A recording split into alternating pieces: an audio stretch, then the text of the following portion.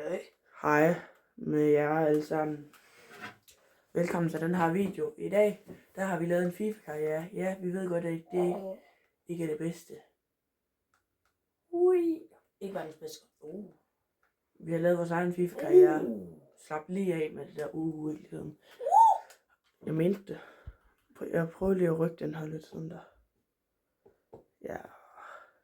Sådan der. Det ser meget fint ud. Jeg vil lige prøve at gøre noget. Så kan man se det meste af det. Så er der bare lige for en start, så bliver jeg lidt klar. Okay, lige 2 sekunder. Ja, den der, det er vores hund. Ja. Ordentligt sejt. Spændt på fremtiden. Det vil jeg godt kan lide at se. Hej. Jeg til nogle hjælpetræner, eller er det bare ligegyldigt? Ja, lad os gøre det. Det gør vi lige. Bum bum. Vi har allerede fået vores første bud på en spiller. Leg for at købe. Nej. Jo, nej. Vi forandler med ham. Ja, vi får andet med ham. Husk at lege uden købsoption. Ja, det er meget fint. Forresten, vi har taget Næstrup som træner. Ja. Ja, det ser fint nok ud. Det gør vi. Bum bum bum bum. Boom! Nu skal vi til at vælge hvilken kop vi vil være med i. Skal vi tage den der? Den tjener vi. Nej, men. Jo. Ja, Den tjener vi flest penge på. Oh yeah. Og vi skal have penge. Hvor mange penge har vi? Vi har 9 mil.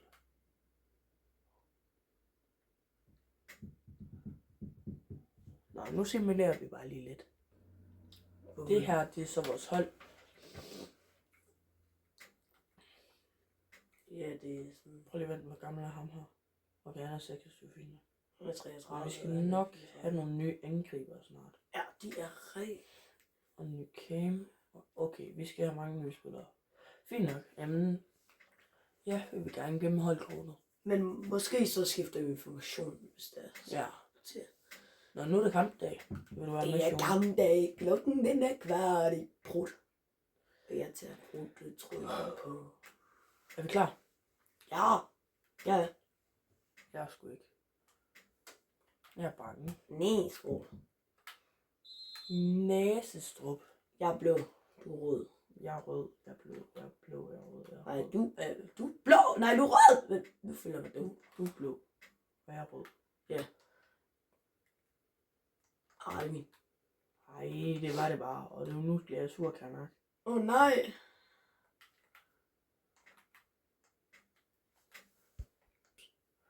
Sean, for helvede.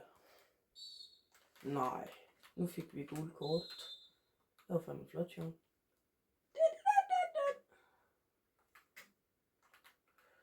Vi skal bruge de penge til at hente den sygeste af de sygeste angriber i hele verden. Ja. Fordi vi har tydeligvis ikke. Vi skal lige kigge på, om der er nogle free transfers. Fordi, godt tip til jer derude. Gå ind og så vælg free transfers. Fordi at det er både billigt, fordi at det ikke koster en skid nærmest. Du skal bare Betale deres løn. Ja, du skal betale deres løn. Og så er det bare nemt. Fordi så mister du ikke særlig mange penge af det. Hvad fanden var det der? Nå, ja, det gik godt for os. Vi pausede lige, fordi at vi skulle lige snakke en meget vigtig sag om pølser. Skråstreg, I sikkert ikke har subscribet endnu, og det bliver jeg ked af. Ej, det er dårligt. Sorry, det er min. Sorry! Ja. Ja, det var godt sjovt. Godt, du kunne se den fejl, jeg havde lavet. Jeg løber på kanten. Er du klar derinde? Hvis den gad. Trekant nu. Der, kom så. Nej, kom igen. Ej, mand. Høj. Ej. Det magter det brik, altså. Ej, pis. Kom så. Det er også en virkelig vigtig chance, det der. Op. Jeg synes, det vi presser på. Ja, det synes jeg også. Er det min? Sorry. Ja, det er fint. Jeg blev også presset helt, så jeg næsten skidt i bukser. Ja, okay, det er også lidt. Ja, tak. Har trekant. Men hvad? Upsis. Og Jeg går altid ind og kigger, hvis det er, jeg tror, der er et rødt kort, fordi ja, så ser jeg, om jeg skal til at gå helt amok, eller om jeg bare skal være helt normal igen. For hvis der er rødt, så går jeg helt amok, kan jeg så sige. Snakker erfaring. Selvfølgelig vil jeg også snakke erfaring med mig selv, altså. Dum er jeg lige. godt. Ej, det mener. Jeg magter det brik, altså. Ej, det er bare det sidste, jeg magter i dag, mand. Og vi skal vinde hver kamp, fordi ellers så kan vi tjene lidt monies. Og vi har brug for penge, fordi vi er fedt røv. Og forresten, vi spiller i Championship. Altså Ja. den anden bedste række i England. Yes, det er rigtigt. Nå, tak, Jon. Tak for det. Jamen, det Så er er fordi, der du bare ikke er altid kontra. den klogeste i hele verden. Ej, det er måske en løgn. Ha!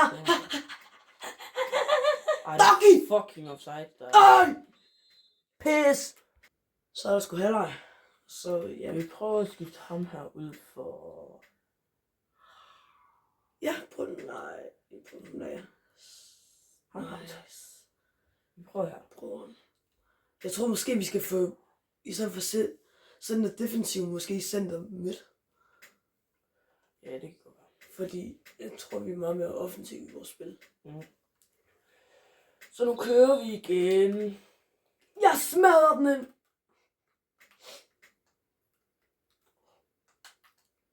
Trekant. Dakker. Ej, men jeg trykkede på træk. Fy for helvede. For helvede. Ja, vi dør nu. Yes, det var så 2-0. Det var... Okay, kom, nu tager vi os lige sammen. Jeg er faktisk sur. Det er jeg sgu. Ej, hvad er det der for en aflevering, yes? Du står i vejen, dig. Ja, kan du ikke lige flytte dig? Ærligt. Sig til ham, man skal flytte sig. Ja. Flyt dig! Er der nogen, der har sagt til ham, at han måske skulle lade være med at fylde, eller... Nej! Nej! Nej! Er du virkelig dårlig til FIFA? Det er bare det her game, der lige er lidt svært, kan man. Så vi er ikke gode spillere, okay? Ja, gør det. Hvad? Altså, hvad? Der stod hvad? Bro, hvad er det?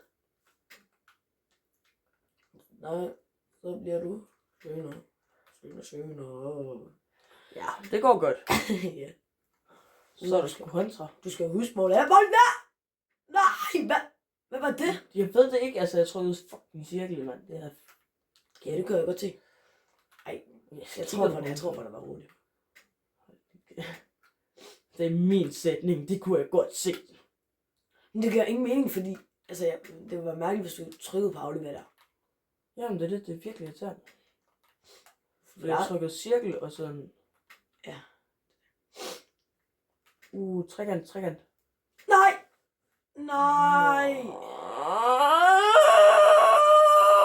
Jeg dør. Det var en smuk lyd. Ja.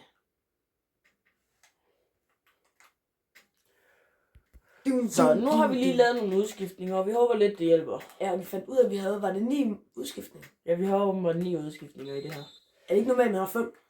Jo. Ja. Men jeg tror lige det her, det er sådan en friendly cup. Ja, okay, For så. pengenes skyld, altid. Ja, fordi jeg tænkte også på et tidspunkt, hvad? Ja. Der er ikke offside. Trekant. Dakker. Ja, tak! Kom videre hurtigt. Kom Vi så, skal kom bare- væk i zone. Kom væk i zone. Ja, kom nu lidt. Bare lige vejen, mindste. Altid godt.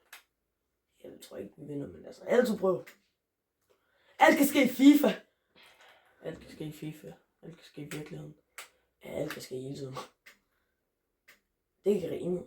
Alt kan ske hele tiden. Eller nej, det gør det ikke. Eller jo, måske. Nej, måske det ved jeg ikke, okay. Ej, Nu, nu... hvis jeg er som Mika-rap, så vil det sikkert virke. Shazza Mika, hvor fik du det fra? Jeg kan godt se Mika synge sådan noget. Ja. Ej, nej. Stop! Men hvad laver den? Men jeg prøver at spille den anden. Den anden der er Steinbacher, eller hvad fanden altså, jeg ved det ikke. Nej, det var vores målmand. Og resten, vi skiftede også lige målmand, fordi vi skulle lige prøve dem alle sammen, jo. Ja, vi har da kun 2 målmænd på vores fucking bænk. Og den ene er sådan 38 år. Kom nu. Kom op med den freaking bold. Jeg skal seriøst ikke tabe til det her hold. Men det bliver det nok til. Kom så. Pres. Spiser. Ja tak, Sean. Kom nu lidt. Ej, der er ikke noget, bror. Ja, vi tabte. Flot. Hallo. Mein Name ist Bastian und now I'll buy him her. Han er 18 år, 70 rated, og han er angriber, og vi har 2 angriber, der er 33 og 34, og det er bare forfærdeligt. Så nu skal vi se, hvad han vil have for at spille i vores fine klub. Han må godt være et lånetalent. Rotation. Okay, accepter. Du kommer til at starte en hver kamp, hvis der 5 år. Det er fint for ham. Ignorer. Ja, yeah. Det siger vi bare ja til. Og så har vi vores første spiller i hus. Boom. Okay, alle sammen, nu køber vi Robert Silva fra FCK. Han har et godt potentiale. Så er han meget lille. Hvor meget skal vi byde? 2,5 til. Nej, der stod mellem det der, så skal vi ikke byde under. Det tror jeg er ret dumt. Vent og se. Nu skal jeg nok vise dig. 2,6. 2,7. Ja, det er fint. Bare prøv. Nej. Jo, nej. Fjernspillet. Eller jo, prøv lige at vente. Det kan vi faktisk godt. Du har sgu da ham der, den grimme der. Han har sådan et grimt hår. Vi kan få ham her, hvis det er.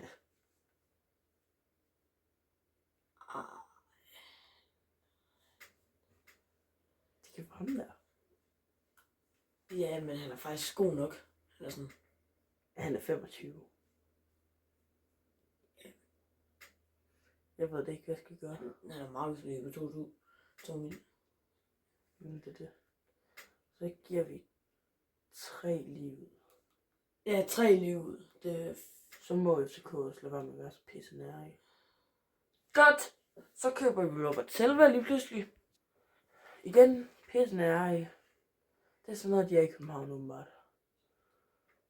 Han er vant til at få 5 milliarder i ugen, eller sådan noget, tror jeg. Nå, så finder vi bare en anden, der er meget bedre end ham.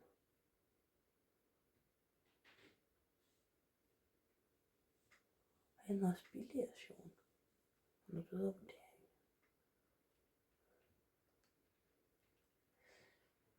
Ej, vi skal faktisk lige ind og sætte ham her. Der. Så skal vi hele vejen her nu. Der.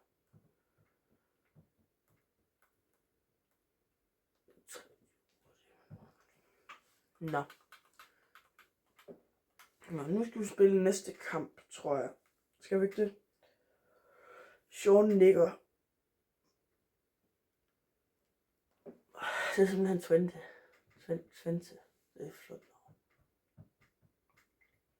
Jeg har ikke brug for Kasper Jørgensen.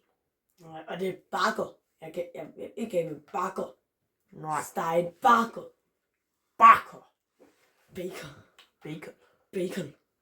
Jeg ved godt, at du har grønne der, så jeg må skrække faktisk. Men det må endnu være. Så bliver overrasket. Ja, og bla bla bla bla bla bla bla bla bla bla bla bla bla. Det er fedt, de siger. Bla bla bla bla bla. Det er fedt. De siger, at de er temmelig overrasket over, at de er... Køb ham! Lige nu! Nå, glem hvad jeg sagde. Ikke køb ham. Eller glem det. Til at få drømselisten. Nej. Vores ønskeliste. ting.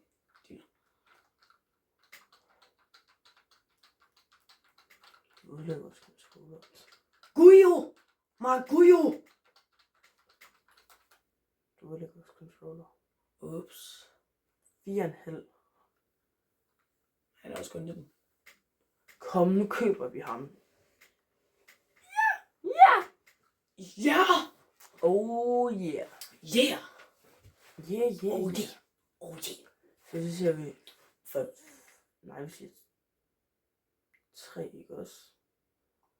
Let den cook. 3, Hans markedsværdi er på 7. Vent. Så gør vi sådan her. Spillerbytte. Angriber. Smider vi ham her. Nej, ikke ham her. Ham her. you see like what I mean? Hvad fanden? Nå. 3,5. Er det ikke meget godt? Jo, det er faktisk fint nok. Fordi vi kommer ikke til at bruge ham der med det. Ja, det er fint. Vi kommer ikke til at sælge ham igen, så det er fint. Ja, det var nemt. Nu, ved du hvad, nu styrer du det lige, fordi nu fuckede jeg op i det sidste, så ja. Hej. Han er en rigtig høj Subscribe lige her. Jeg kan hele tiden sige, at han er en rigtig høj løn. Det er ikke så godt. Yes, vi skal spille mere kamper, vi har købt. Oh my god, der er folk, der er lige ved at dø. Nå, så må vi lige skifte ud. Prøv. Den er også et år. Jeg tror lige, at vi har fundet Ramos' region, fordi der er en af vores forsvarsspillere hedder Ramos. Jeg ved ikke, hvilket land han er fra, men Vi skal lige tjekke, hvor gammel han er. ja, det gør jeg nu. Nej, Sean! Jo. Sean, det var irriterende. Han er 26, han er fra Portugal, så er det ikke ham. Sean, ser du ødelagde lige min fucking chance, mand. Ja. Se, allerede nu har vi fået et bedre angreb. Det går i hvert fald meget mere hurtigt. Ja, meget.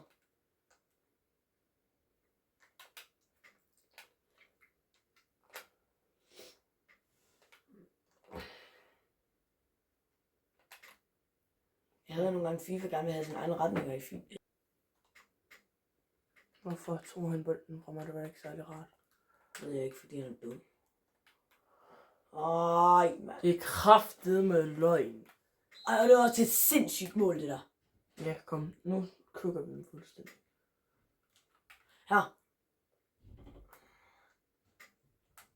Og men hvad fanden? Altså, jeg trækker tilbage. Jeg bliver sur, det mega. Det var du i forvejen. Jo, lidt. Du bliver bare mere sur. Det er spillet, ja. I må lige undskylde, hvis jeg begynder at råbe på et tidspunkt. Men altså, så, ja, det er ikke for at være provokerende. Jeg tror bare, fordi jeg bliver rigtig sur, kan jeg så sige. Ja, det gør Sean til et. Men, Nej, det gør han faktisk ikke. jo, lidt. Ikke når han er sammen med mig, så bliver han ikke sur. Han bliver nogle gange lidt sur. På FIFA. Og på en vis person. Ja, den der kæmpe dinosaur-ting. Ja tak. Den driller mig. Efter jeg kaster en hoved på dig. Barfløs! Trekant. Nej, jeg er offside. Oh. Sådan der. Nej.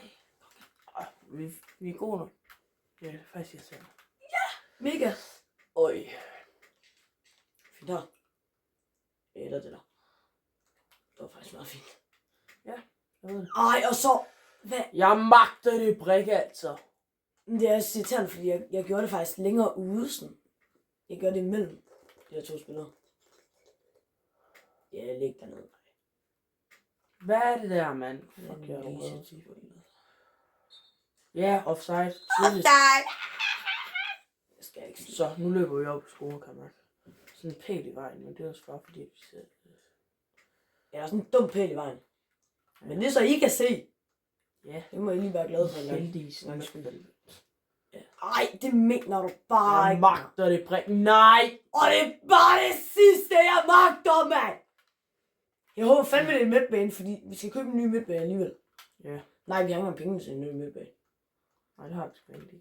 Nej. Det var fordi, vi spændede alle vores money på angriber. Ved du hvad, det må også være fint. Så er det den sæson, vi bruger på det.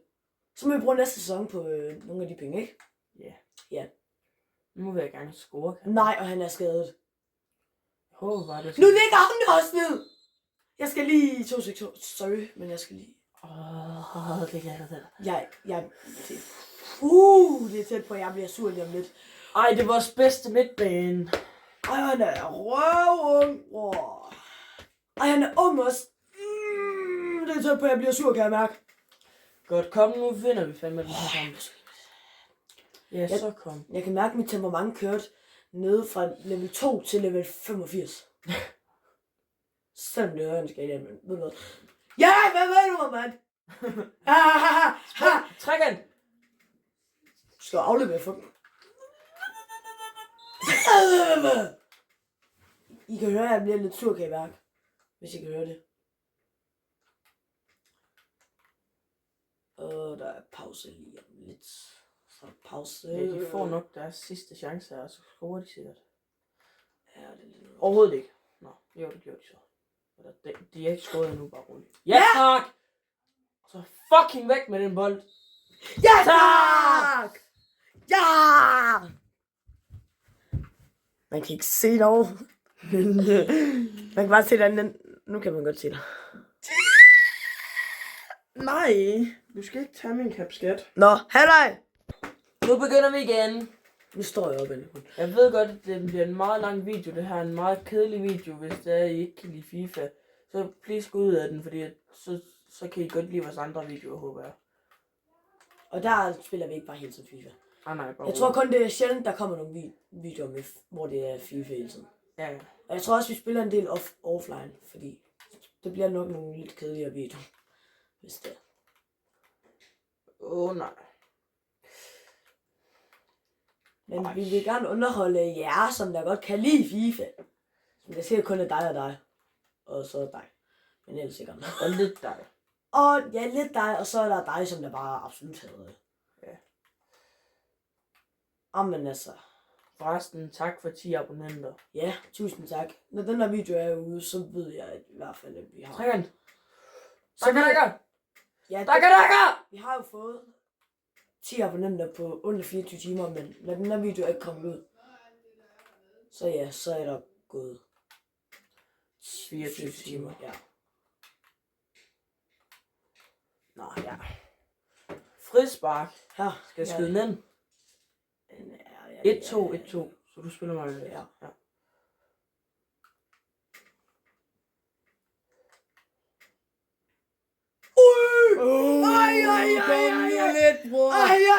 Ej. What the goal? Kom nu lidt, mand. Kom nu. Hvad er det for shit? Et mål, mand. Yes! Hvor er det vigtigt? Kæft, et mål. Det mål skal vi lige se en gang til. Ja, tak da. Spiller den lige tilbage. Tyrer den helt udefra. Bang! Kæft, mand. Woo! Top corner. Hvor er keeperen? Væk. Ja, gul kort. Hvem spurgte? Ikke nogen. I hvert fald ikke mig.